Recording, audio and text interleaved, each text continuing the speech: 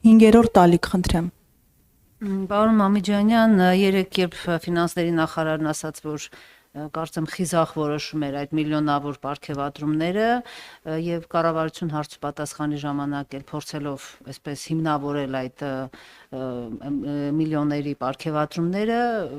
Նիկոլ Փաշինյանը այսպես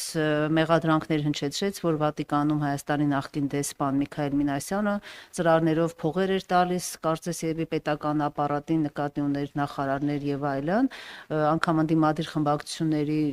անդամներին մեղադրեց, որ իրենք էլ իրենց ղեկավարներից են ստանում, ինչպես է գնահատում այս հայտարարությունները, սրանք այսպես ասած այս հանրային դժգոհությունը պարպելու միջոց են եւ արդյոք մարդիկ կհասկանան, լավ, եթե անգամ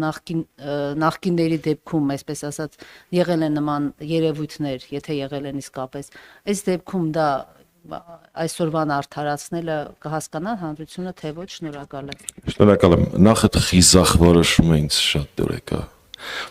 Ժողովուրդ փաստորեն 2018-ին որ ասում էին դուխով, այդ նկատի ունեին, որ իրանք դուխով իրանց աշխատավարձը կկրկնապատկեն, ապարից բուն իմաստով կկրկնապատկեն։ Իսկ տատիկներին ու պապիկներին 9000 դրամով կավելացնեն կենսաթոշակը միջին։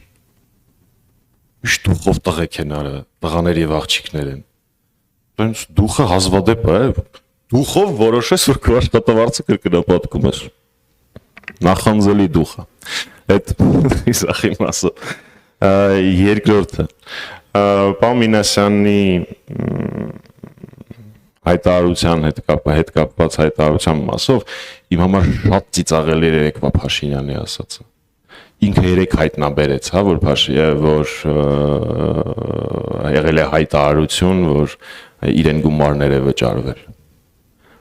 Մարդը, ով որ իր երկերի տակի կոմենտներին անձամբ պատասխանում է, կարևորագույն հայտարարություններից մեկի մասին երեք իմացավ, դե դա ծիծաղալու է։ Մինչ օրս այդ հայտարարությունը չի հերքվել։ Երեկվա ասածը հերքում չէր, երեկվա ասածը աբսուրդ էր։ Եվ քանի որ այս թեման շատ է շահարկվել,